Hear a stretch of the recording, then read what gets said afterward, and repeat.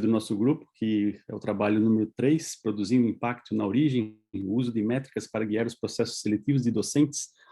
O nosso grupo é composto pelo Ariovaldo José da Silva, da Unicamp, a Edneia Silva Santos Rocha, da USP em Ribeirão Preto, eu, Emanuel Carrilho, da USP em São Carlos, a Maria Del Pilar Taboada Sotomayor, da Unesp em Araraquara, e a Renata Eloada e Luciana Ferretti Robustini, da USP em São Paulo.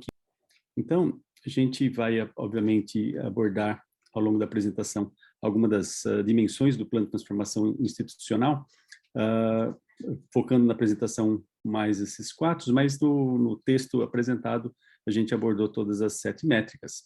Então, o que transformar? Nós queremos transformar o processo seletivo e a forma, principalmente a forma de recrutamento dos docentes para ingresso na universidade pública. Queremos mudar a forma de avaliação e o principal, o racional por trás da escolha dos indicadores nessa avaliação desses docentes ou desses futuros docentes, porque sabemos que os concursos de admissão para a seleção de novos talentos, a gente quer compor o quadro docente de uma universidade de pesquisa de classe mundial, É isso que a gente está trabalhando com esse conceito atrás, a universidade de pesquisa de classe mundial, onde, sim, a gente sabe que, de todas as dimensões, a pesquisa é um fator preponderante. Então, a gente está querendo buscar ferramentas para encontrar esses futuros talentos. E o que transformar, A gente sabe que a aleatoriedade do processo de recrutamento de docentes e pesquisadores é bastante fora de controle, A gente buscar perfis permeáveis em diferentes sub-áreas também não é uma tarefa trivial. O que a gente pode fazer para tirar essa impessoalidade do processo, ou adicionar impessoalidade e tirar essa variabilidade muito grande? A gente sabe que os processos, tipicamente, são feitos por análise de currículo, prova de conhecimentos, provas didáticas, defesa memorial, praticamente tirando uma ou outra universidade federal que tem algumas provas um pouco diferentes, mas, no geral, elas são todas parecidas no contexto da universidade estadual e a federal públicas, O problema é que elas sempre vêm através de editais, publicados, são peças mandatórias da legislação pública, e nesses editais, muitas vezes, a gente não consegue exprimir completamente o perfil específico do pesquisador, do professor, que queremos para essa universidade.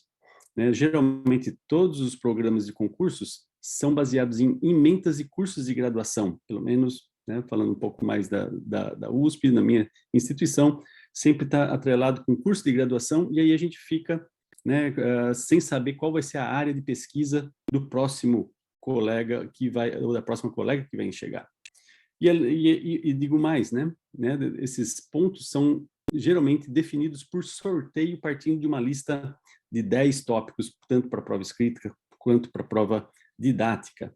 Então, a gente tem toda essa imponderabilidade e, principalmente, que nesses critérios existentes hoje em dia, dificilmente levam em conta as diferentes trajetórias acadêmicas desses candidatos.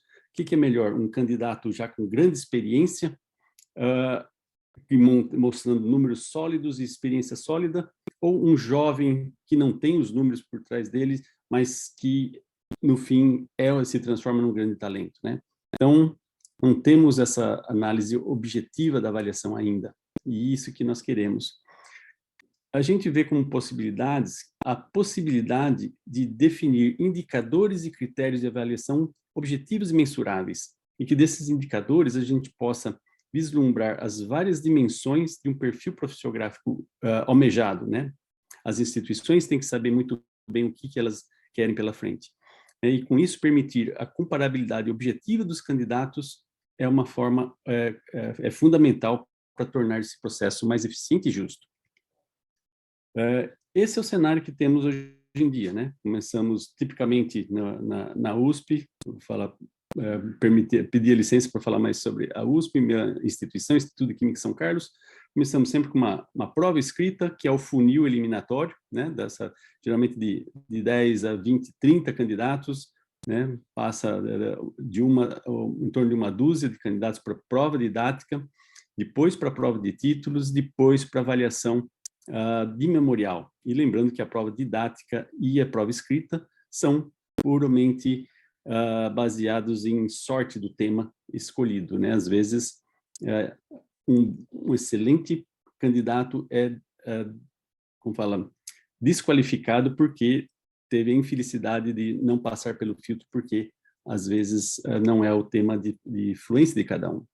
Então, como é que a gente pode revisar esse processo, né? Existe uma série de medidas que podem ser tomadas. A gente pode tentar avaliar todas as dimensões de ensino, pesquisa e extensão dos candidatos, quais foram as suas contribuições e como que esse candidato vê que pode contribuir para um departamento, para a unidade, para a própria universidade. Então, um plano de desenvolvimento institucional, como âncora, né, os candidatos têm que conhecer muito bem aonde querem entrar e como que eles vão vir a contribuir para essa unidade da universidade. Então, como meta, eliminar o fator subjetividade e valorizar o desenvolvimento do candidato ao longo da trajetória acadêmica. Como que isso vai ser possível, né? Sem transformação, não é possível. Então, temos que transformar nossos processos de seleção de recursos humanos seguindo padrões internacionais de produtividade, de qualidade e de impacto. A gente quer transformar porque a gente quer usar mais métricas bibliométricas, né? Dados sintométricos, dessas bases de dados disponíveis, e a gente vê e acompanha que é uma tendência mundial desses números serem cada vez mais avaliados. Tem, claro, toda uma discussão que número é bom, que indicador que é melhor que o outro, o que cada um representa, mas temos as ferramentas e isso é possível de tirar o melhor uso delas, né? Ao incorporar esses indicadores de atividade científica em processo seletivo, no âmbito da universidade pública, seria possível eliminar ou amenizar os critérios subjetivos do processo de seleção. E com isso, a gente poderia, então, definir né, quais seriam as melhores métricas para escolher um dado conhecimento, né, uma área do conhecimento. Sabe? Ou seja, seria um trabalho, um dever de casa, sendo feito inicialmente na própria instituição, saber exatamente que perfil e dentro do seu conhecimento, do seu curso de graduação, de pós-graduação, da sua unidade, quais são os parâmetros importantes, né? Quais são os indicadores importantes para ela. E a partir de saber o que é importante para cada uma das suas áreas do conhecimento, a gente pode continuar trabalhando com esses indicadores. Então, os desafios internos e externos, né, dependem, primeiro, exatamente do departamento conhecer muito bem o que ele quer, definir a vaga, definir o perfil desse profissional, e depois lançar o edital de forma a prospectar possíveis candidatos e candidatas. O perfilamento dessas áreas deve indicar os critérios objetivos de uma avaliação qualitativa, indicando que sejam indicadores de avaliação a serem utilizados como métrica da avaliação e de comparação. Então, é importante que sejam comparáveis. Temos um limitante grave aqui, que é a legislação pública, e que define e engessa o processo seletivo. A gente precisa ter ciência de que qualquer nova proposta que viemos a fazer, né, tem que ter a aprovação da Procuradoria-Geral, Procuradoria Jurídica das Universidades, Tribunal de Contas, mas como o professor Markovitch falou muito bem hoje de manhã, a gente precisa ser um pouco mais ousado, a gente precisa perder o medo de judicializar. Então, todos os nossos concursos estão muito engessados por medo de judicialização. Quem vai transformar? Claro, vai ser o Conselho Universitário, né? O Conselho Universitário é o primeiro que tem que dar o aval, mas, né, já assumindo que passou pelas instâncias superiores, né, ali nas próprias unidades do gestor do departamento, do instituto, da escola, junto com a própria comunidade, né? O departamento, o conselho de departamento, a congregação, tem que ser um agente na definição do perfil acadêmico para cada vaga que vai ser aberta, para cada novo posição, claro, aberto para a sua unidade. Então, com isso, as lideranças dessas unidades de ensino, né, com o apoio das assistências acadêmicas, sempre baseando nos aspectos legais do processo, poderão fazer propostas baseadas também em métricas.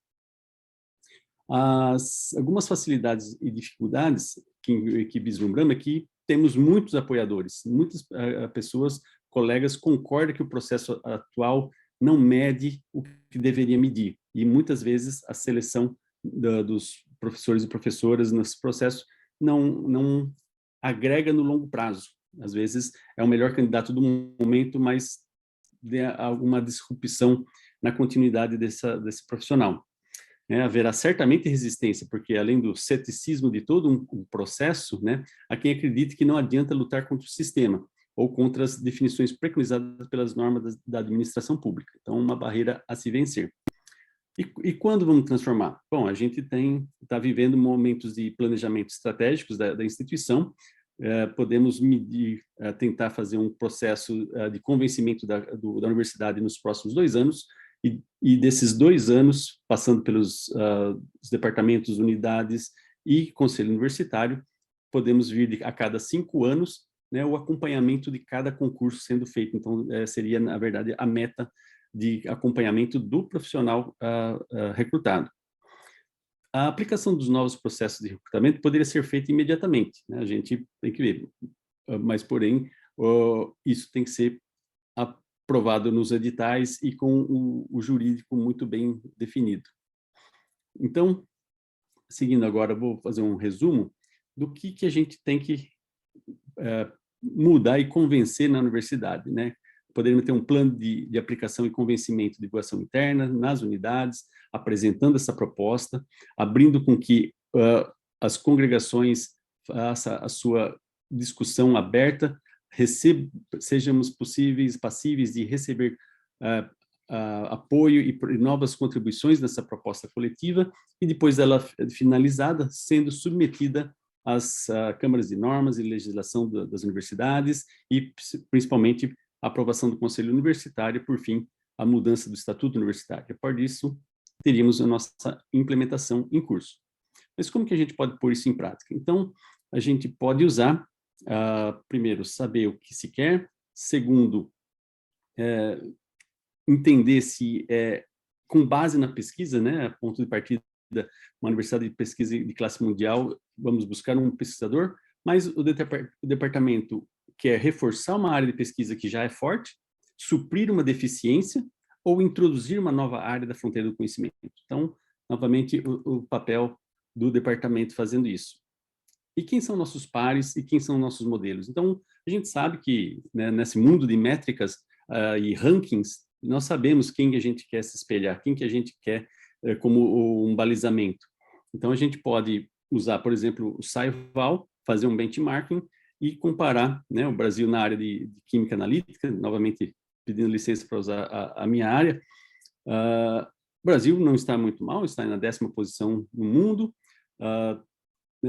queremos mirar no topo entre China e Estados Unidos. Estados Unidos tem uma motivação, além de termos o Instituto de Tecnologia de Massachusetts, o MIT, no primeiro colocado no ranking do QS, 4º lugar no ranking acadêmico de Xangai e 5º do THE, temos também Harvard, que é o 5º no ranking QS, 2º no THE e o 1º no ranking de Xangai.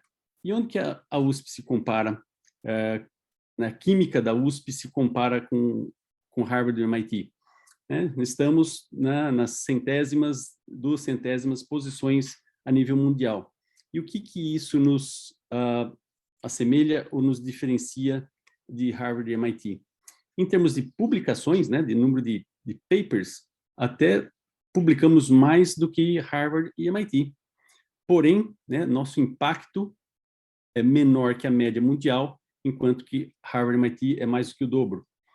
O índice H desses papers é o dobro também do índice H da Universidade de São Paulo em Química, porque tem, na média, 16 publicações de citações contra 50 citações de Harvard e MIT.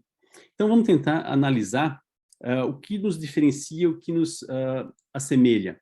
A gente pode fazer um uso de dados onde nossas publicações são mapeadas por área de conhecimento, ainda na área de química, nos últimos 10 anos, e a gente vê que o MIT é muito forte em química e engenharia química e muito pouco em medicina, enquanto que a USP é até mais forte que o MIT em papers interagindo com a medicina, enquanto que Harvard tem menos de engenharia química, também um pouco de medicina, mas muito mais de biologia celular e molecular.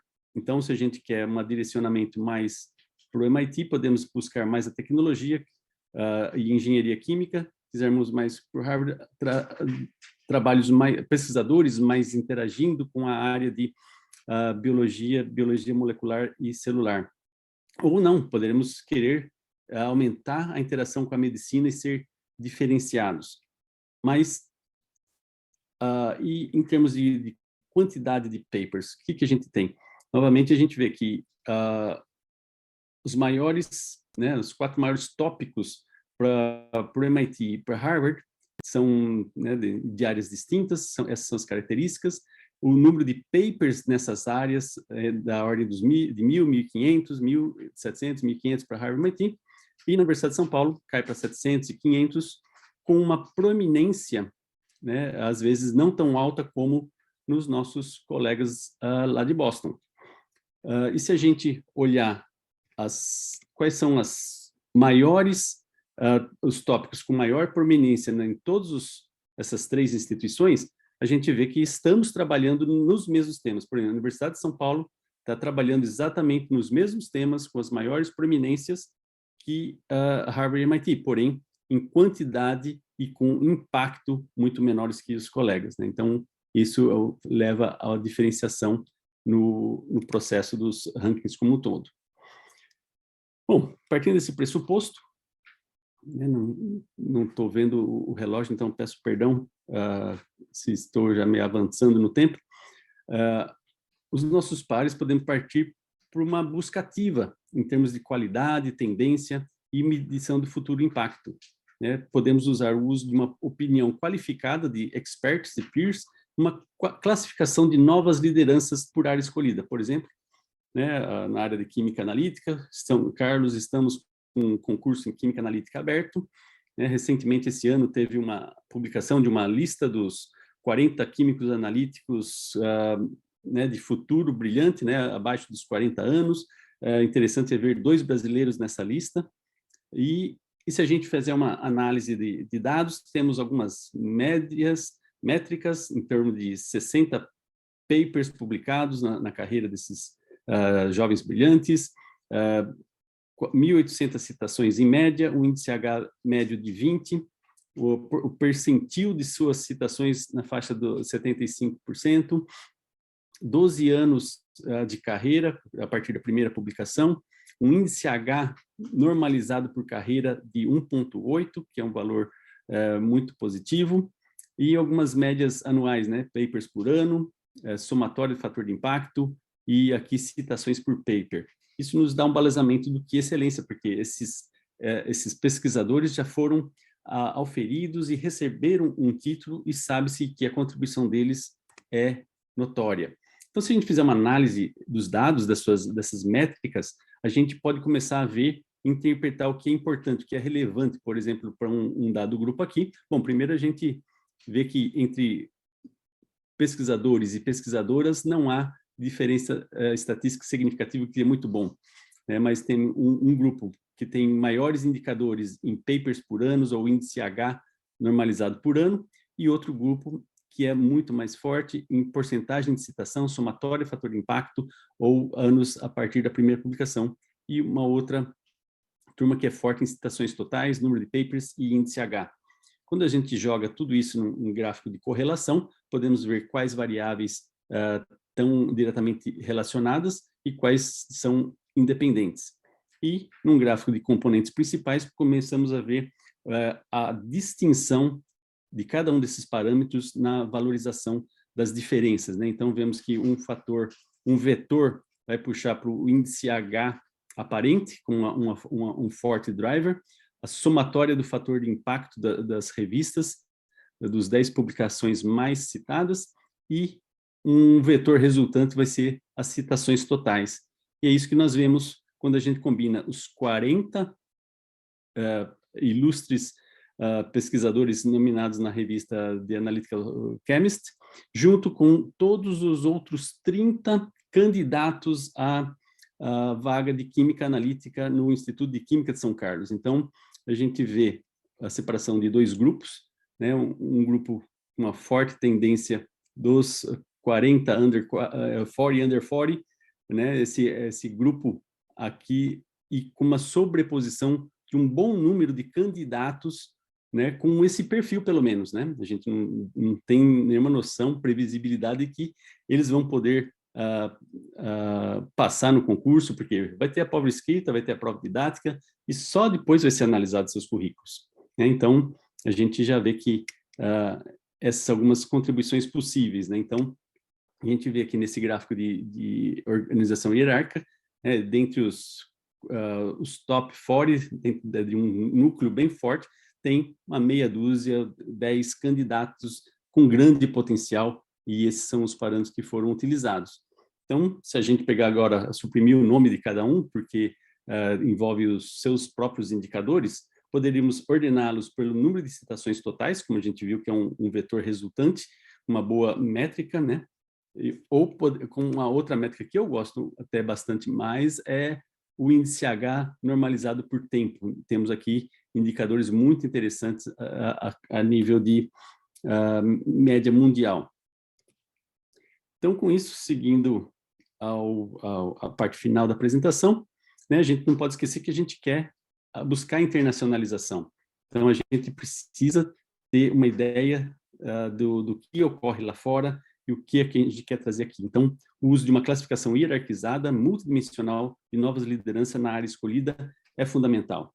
E aqui, né, muitos de vocês já devem ter visto essa publicação, né, a publicação da PLOS Biology, né, do Ioannidis, que é um grande planilha de 100 mil top scientists, levando em conta uma série de métricas, né, uma fórmula bastante elaborada, chamado o indicador C, e de mão desses dados, nessa planilha, está lá disponível, né, fazendo uma refinamento. A área da química analítica, que é o que buscamos, na interface com biotecnologias, nanociências, microbiologia e biotecnologia, temos aqui, rapidamente, né, jovens pesquisadores, em 2 dúzias de pesquisadores, isso porque eu tirei os chineses, que dariam outros 50, 60 pesquisadores com essas métricas, com esses destaques dos líderes mundiais. Então, podemos fazer uma busca ativa, ou, quando tivermos o passivo, nos inscritos, podemos fazer toda essa análise. Mas nem só de pesquisa sobrevive a universidade, temos a ciência disso. Então, precisamos levar em conta a atuação docente, com todos os critérios e subcritérios possíveis na mensuração da formação, do ensino, da extensão, inovação, e usando um planejamento hierárquico analítico proposto por Satie, podemos dar escalas de valores e pesos, e numa matriz complexa, levando em conta toda essa triangulação de posicionamentos, podemos sair com um indicador numérico para ranquear. E, claro, depois disso, né, temos o ponto além, né? Como que a gente monitora esse sucesso desses candidatos, né? No próprio, podemos ter a própria banca do concurso, fazendo análise de um relatório, uma banca de recrutamento, o Egida da USP, ou a comissão de avaliação discente, ou os colegiados, né? Então, temos uma série de mecanismos para fazer esse acompanhamento, e, com isso, ajudar no amadurecimento do processo. Então, finalizando, a gente tem que ser transparente, informar todos os canais digitais na forma do edital, como vai ser feita a análise, como vai ser feita essa busca, qual que é o interesse da unidade, do departamento, né, o que a gente busca com esse processo, que tipo de perfil, né, a área de pesquisa, ou suprir uma necessidade de extensão, ou suprir uma necessidade didática, né? E depois que todo o processo é feito, tudo devidamente aprovado em atas desse processo seletivo, né? Então, concluindo e pedindo desculpa pela extensão, né? Sabemos que, portanto, existem ferramentas e dados capazes de medir contribuição e o impacto da pesquisa de cada concorrente no concurso público, extraindo-se indicadores qualitativos vindo de dados quantitativos. O processo hierárquico analítico, como foi usado como exemplo aqui, também pode contribuir e ser aplicado para todo o processo do concurso e de todas as dimensões que podem ser matematicamente ponderadas, e com isso torna o processo absolutamente isento, fornece subsídios para formar uma lista qualificatória, e essa lista qualificatória, aí sim, podemos inclusive seguir o exemplo do exterior, né, buscando, né, aquele convívio, chamando os candidatos para entrevistas, né, com os próprios pares, com toda a comunidade dos departamentos, né, seminários, aulas e apresentação de propostas de pesquisa, extensão e inovação, né, foi falado hoje um statement, educational statement e research statement, está aqui uma oportunidade de a gente fazer isso, e o plano de ação institucional dos próximos 5 anos seria, primeiro, a efetivação, 10 anos, tipicamente, quando seria feito a livre docência e a passagem para o professor associado, e em 20 anos, quando espera-se que um pesquisador esteja chegando à maturidade de ser um professor titular. Então, com isso, agradeço, é hora de mudar, é hora de transformar, usar também a menção da parte da manhã, que foi o conceito da transformação, né? Muito obrigado, professor Marcovito, pela sua oportunidade, e fico à disposição para perguntas. Muito obrigado, professor Emanuel Carilho. Dessa apresentação, nós vamos seguir o ritual, primeiro os integrantes do grupo, em seguida a professora Débora Chade. Olá, boa tarde a todos. Novamente, obrigada pela oportunidade de participar novamente deste processo. Boa tarde, Manuel, tudo bem? É um prazer poder discutir um pouco isso com vocês. Eu gostei muito da ideia, né? Eu acho que é um momento que a gente vive de realmente procurar fazer um aprimoramento, né, na captação de pessoas competentes e na manutenção dessas pessoas aqui, e também na progressão de carreira. Acho que é uma discussão grande que tem sido feita e que está tudo relacionado, né? Sim, então, pode ser usado também para carreira.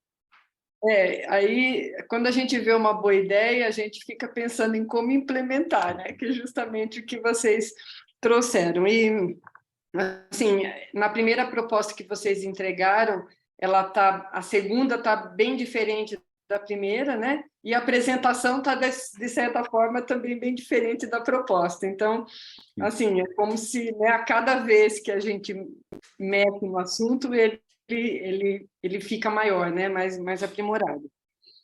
Então, assim, de uma certa forma... Então, eu gostei muito da ideia, acho que é uma coisa muito importante, né, nesse momento.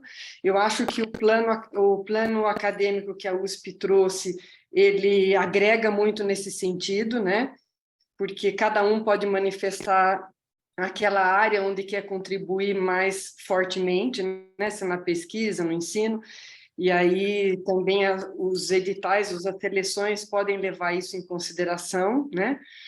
Mas, assim, pensando um pouco na implementação, eu queria entender assim, um pouco melhor, assim, o que vocês acham que, de fato, precisa haver de mudança na legislação, né? Então, por exemplo, que é um caminho mais árduo, né? Então, por exemplo, você coloca a questão do edital e tal, mas hoje nós podemos fazer o concurso numa fase só, por exemplo, onde a gente não tem a desclassificação pela prova escrita, né?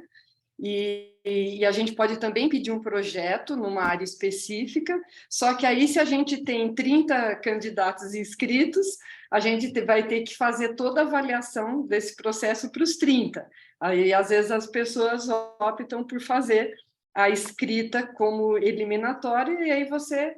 Então, assim, é uma escolha dado o número de candidatos, né? Exato. E aí, naqueles depoimentos que você colocou dos Estados Unidos, vários reportam isso, que é um processo árduo e longo, porque tem muitos candidatos, né? Então, a gente recairia nesse processo nosso, que às vezes a gente opta por não fazer pelo trabalho que ele dá, né?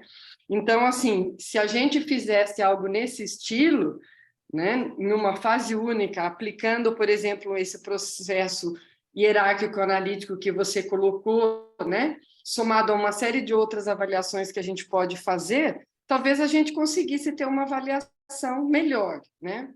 Então, assim, eu queria... Ou vocês proporiam, por exemplo, um comitê de busca. Então, assim, eu queria entender por que a gente precisa mudar a legislação, né?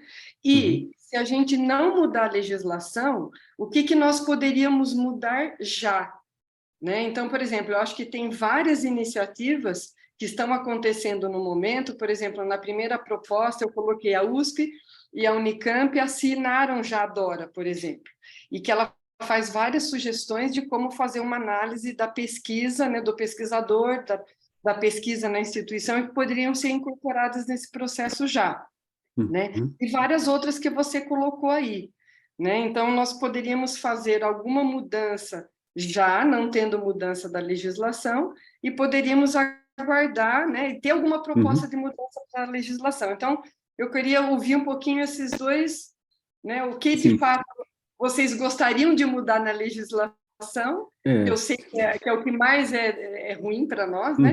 E o que de fato a gente poderia talvez trazer de mudanças agora, aproveitando o plano estratégico acadêmico que a USP vai colocar, talvez fazer agora, né? Então, eu penso que se a USP elenca indicadores que ela vê que são importantes, ontem aqui saiu essa discussão no projeto da professora Fátima, né? Então, se a USP coloca indicadores, a gente pode seguir esses indicadores no plano acadêmico, nos editais, etc., né? Concordo. Então, assim, como na DORA, na assinatura, acho que tem várias coisas que a gente pode usar para mudarmos já, né? Concordo com a professora. O que vocês propõem de mudança da legislação também? Professora Débora, primeiro, muito obrigado. Eu vou passar a palavra ao professor Manuel, para ele responder primeiro à professora Débora e depois responder aos elementos que estão no chat. Agora, esse tema vai exigir uma sessão especial, porque nós estamos lidando com a construção do futuro. Quer dizer, claro que todos os trabalhos lidam com a construção do futuro, mas esse talvez seja o futuro mais duradouro. Quando o professor Emanuel fala que vai se acompanhar 5, 10, 20 anos, nós estamos falando em 2042, quer dizer, aquelas 2 vagas que o Instituto de Química de São Carlos tem alocado no plano de expansão docente, essas 2 vagas podem fazer a diferença para os próximos 15 a 20 anos. Então, é claro que no âmbito do Métricas, nesse final de curso e começo do próximo ciclo, nós vamos prosseguir na discussão por mais 10, 15 minutos, teremos o cafezinho, mas o tema é um tema que vai ser retomado, que é o tema da contratação de novos docentes e também de novos funcionários, porque eu acho que o nosso corpo vamos dizer, o nosso ativo humano é o que vai determinar o futuro da universidade, das universidades. Professor Emanuel Carilho, a palavra é sua, primeiro para responder à professora Débora. A pergunta não é fácil, especialmente o que deve mudar na legislação, e depois, por favor, aborde os temas que estão no chat para atender aos comentários que recebemos. Obrigado. Muito obrigado, professor Jacques. Enquanto respondo a professora Débora, peço para Edneia, dando uma escrutinada no chat para saber como que a gente responde primeiro, porque eu vi que estou muito feliz de ver que tem muitos questionamentos. Bom, professora, eu acho que a parte da legislação é o medo que nos põe, né? O nosso pessoal, a assistência acadêmica, fica o tempo todo falando, não pode isso, não pode aquilo, e às vezes a gente simplesmente não tem a consciência se pode, se não pode. Já vi, mas é fato que existem embargos e embargos, judicialização, então faz sentido tentar ter o máximo de cuidado para não fazer nada errado, para não ter o errado no sentido de não seguir estritamente o edital, né, não em decorrência de prejuízo de ninguém. Então, é por isso que a preocupação com o edital, porque as regras lá da governança pública, né, de impessoalidade, transparência, todos uns 5 conceitos que eu nunca consigo lembrar todos eles, mas como que a gente pode ser impessoal, né, querendo escolher o melhor? Né? Sempre tem o julgamento. E, assim, o Ministério Público não, a prova tem que ser objetiva. E a prova da USP é um essay, né? É uma prova de 5 horas escrita e já fiz uma consulta. E não pode fazer perguntas e respostas, que seria objetiva. Né? A Unicamp consegue fazer isso com perguntas e respostas, que é muito mais objetivo, muito mais fácil de correção. E a Unicamp tem a prova escrita com a prova de projeto, numa primeira fase. Depois continua nas outras. Então, mas na USP, essa prova tem que ser na forma de um ensaio de 4, 5 horas. E aí, a leitura disso aí é 100% subjetiva, né? Então, o Ministério Público fica cobrando uma objetividade que não é possível ter. Mas eu não sei exatamente como responder em termos de exatamente o que precisa ser mudado, mas precisamos atender. De repente não precisa mudar. De repente a gente consegue mostrar que, tendo esses parâmetros de análise, o currículo vai ser analisado com esses parâmetros, vai ser feito dessa forma para ranquear, né? E desses N primeiros candidatos, segue-se para as outras fases, né? Segue-se para entrevista, segue-se para aula didática, segue para análise de memorial. Então, isso é de implementação imediata, né? É simplesmente a forma como você pontua cada uma das provas, né? Hoje em dia, a análise do memorial é simplesmente da cabeça, novamente, cada um dos membros da banca. Alguns membros de banca podem valorizar muito mais a experiência de ensino, outros muito mais a experiência de pesquisa. E ou, por exemplo, 2 membros do comitê avaliador que valorizam a pesquisa, né, como o eixo principal, né, do tripé universitário, como que valorizar uma área de conhecimento contra outra área de conhecimento? Publicações em algumas revistas versus publicações em outras revistas, tais impactos. Então, aqui, dessa forma, a gente tenta tirar o que é o padrão de excelência, né? Desse padrão de excelência, a gente está aprendendo alguns indicadores. Aqueles indicadores foram, assim, que saíram da nossa cabeça, né? Obviamente, a gente precisa, né, se esse é um caminho, se essa é a direção, poderemos multiplicar por N os fatores, porque é simplesmente tabulá-los e trazê-los para né, para análise estatística, matemática, fazer seu papel. E com isso, né, esse uso dos dados não precisaria, concordo, não precisa mudar a legislação. Eu acho que só muda a legislação se fosse uma busca ativa, de mandar e fazer um convite para um pesquisador para que ele venha fazer parte do quadro da USP. Por exemplo, eu falo que eu sou um exemplo vivo disso, porque eu fui contratado ainda nos bons e velhos tempos, sem concursos, sem mestrado, sem nada. E acho que foi, assim, uma época que a gente construiu a universidade, né? Tivemos as lideranças do exterior, a internacionalização, a USP, né? Muitos programas de pós-graduação começaram internacionais, né? Tinha somente professores do exterior fazendo a criação desses cursos. E a gente, né, ao longo do caminho, foi tendo esse engessamento por conta das judicializações. Então, a gente tem que, para ser as top 50 do mundo, a gente precisa ser capaz de recrutar inteligentemente os quadros, e não deixar a sorte, né? Já vi muitos colegas brilhantes não passar na prova escrita, porque eu lembro no meu concurso de livre docência, né, quando a banca propôs os tópicos, eu falei, né, professor, se cair esse ponto aqui, eu não vou fazer a prova, né, porque não tem condição de escrever uma linha sobre esse tema. Então, isso é a nossa proposta. Gostaria de saber se a Edneia quer fazer uso da palavra, por favor. Eu gostaria de limitar a 5 minutos a parte formal, e depois disso ficamos para o cafezinho. Perfeito. Eu só queria mesmo agradecer, né, a oportunidade de fazer parte desse grupo. Eu sou professora recém-contratada, né, na Universidade de São Paulo, e uma das coisas que a banca me elogiou, né, por ter me escolhido, né, entre outros candidatos, foi a questão que eu apresentei um plano de trabalho, né, como que eu, como pesquisadora, poderia contribuir, né, tanto para o meu departamento como para a universidade. Então, isso não foi exigido, né, no edital do concurso. Então, foi uma das discussões que a gente teve também, que existem alguns elementos que a gente não precisaria fazer uma alteração, né, inicial da legislação, mas é mais, nesse primeiro momento, um aprimoramento, né, da forma de seleção dos docentes. Nós temos um comentário, Emanuel, que veio da professora Giovana Lima. Sim, acabei de lê-lo. Exato. Sobre a questão do inglês, é claro que dentro da tua visão de futuro, você tem uma visão de futuro de estar entre os 50.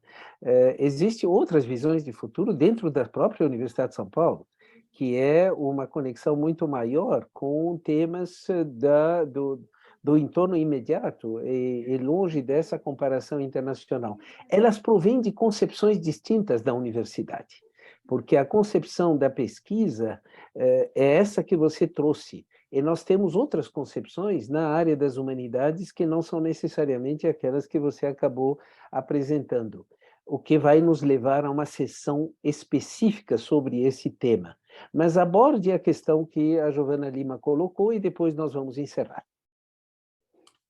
Sim, eu acho que a língua tem um fator, né? Você viu o exemplo entre os trabalhos entre a química da USP com a química de Harvard, a química do MIT, trabalham nas mesmas áreas, né, tópicos, os clusters de conhecimento das sub-áreas.